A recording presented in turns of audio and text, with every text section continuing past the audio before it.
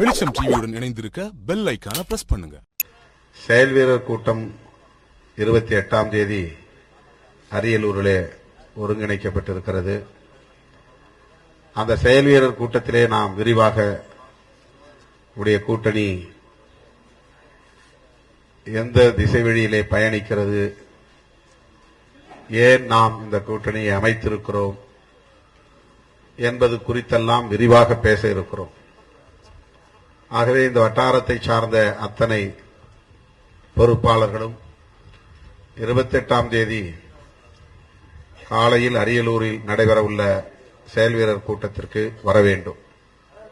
இப்போதே நான் அழைப்பு விடுக்கிறேன். தனித்தனியே ஒவ்வொரு சட்டமன்ற தொகுதிக்கும் செயல் வீரர் கூட்டம் நடத்தலாம். நேரம் நமக்கு போதவில்லை.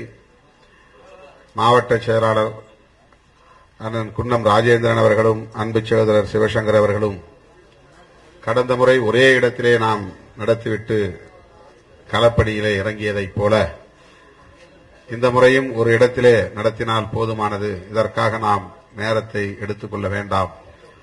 தீவிரமான பிரச்சார பணிகளை தொடங்குவோம் என்று ஒரே இடத்திலே இந்த 3 சட்டமன்ற தொகுதிகளுக்குமான செயல் வீரர்கள் கூட்டம் நடைபெற உள்ளது. 28ஆம் தேதி மத்திய அமைச்சர் முன்னாள் அமைச்சர் ஆர் ராஜா அவர்களும் அந்த கூட்டத்திலே பங்கேற்று பேச இருக்கிறார். ஐஜேகே தலைவர் பெரம்பலூர் தொகுதியின் வேட்பாளர் அண்ணன் பாரிவேந்தர் அவர்களும் அதிலே பங்கேற்று சிறப்புரை ஆற்றவிருக்கிறார். ஆகவே அப்போது விரிவாக பேசுவோம்.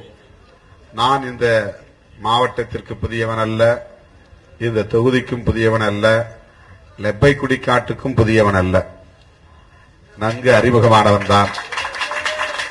ஆனாலும் ஒரு ஃபார்மாலிட்டி அறிமுகம் என்கிற அடிப்படையிலே இந்த கூட்டத்தை நாம் ஒருங்கிணைத்திருக்கிறோம். பானை சின்னம் நமக்கு ஒதுக்கப்பட்டிருக்கிறது.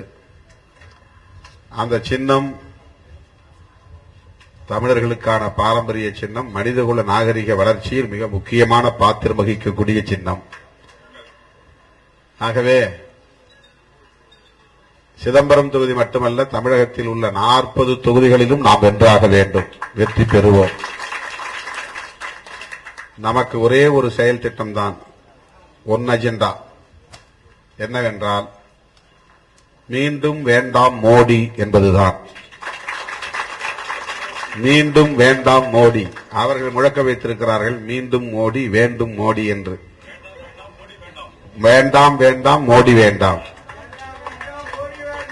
ஆமாம். ஆகவே மோடியை ஆட்சி அதிகார பீடத்திலிருந்து விரட்டினால் ஒழிய இந்த தேசத்தை யாராலும் காப்பாற்ற முடியாது. இஸ்லாமியர்கள் நம்புகிற அல்லாஹ்வானாலும் சரி, இந்துக்கள் நம்புகிற கடவுள்களானாலும் சரி, இந்த தேசத்தை காப்பாற்ற முடியாது என்கிற நிலைக்கு அது கொண்டு போய் விட்டுவிடும். ஏன் இப்படி சொல்லுகிறேன் என்றால், அந்த கட்சியை சார்ந்த ஒரு அமைச்சர் அண்மையிலே பேசியிருக்கிறார், சாக்ஷி மகாராஜா என்ற ஒருவர். அதை மட்டும் உங்களுக்கு நினைவுபடுத்த விரும்புகிறேன். 2019 இந்த நாடாளுமன்ற பொதுத் தேர்தலில் பிஜேபி மீண்டும் ஆட்சிக்கு வந்தால் அதன் பிறகு இந்தியாவில் பொதுத் தேர்தலே நடக்காது என்று சொல்லியிருக்கிறார். ஆகவே மறுபடியும் இங்கே பொதுத் தேர்தலே நடக்காது என்றால் அவர்கள் எந்த மாதிரியான ஒரு அரசை இங்கே உருவாக்கப் போகிறார்கள் என்பதை எண்ணி பார்க்க வேண்டும். ஒரு நாட்டில் தேர்தல் நடத்தாமல் ஆட்சி அமைக்க முடியுமா, அரசு அமைக்க முடியுமா என்று கேள்வி எழலாம். ஆனால் அவர்கள் அதற்கு ஏதோ ஒரு புது திட்டம் வைத்திருக்கிறார்கள். ஏற்கனவே ஒரு கமிட்டியை உருவாக்கி RSS அமைப்பின் மூலமாக புதிதாக ஒரு அரசமைப்பு சட்டத்தையே எழுதி வைத்திருக்கிறார்கள். இன்றைக்கு இருக்கிற அரசமைப்பு சட்டம் கூடாது, வேண்டாம்.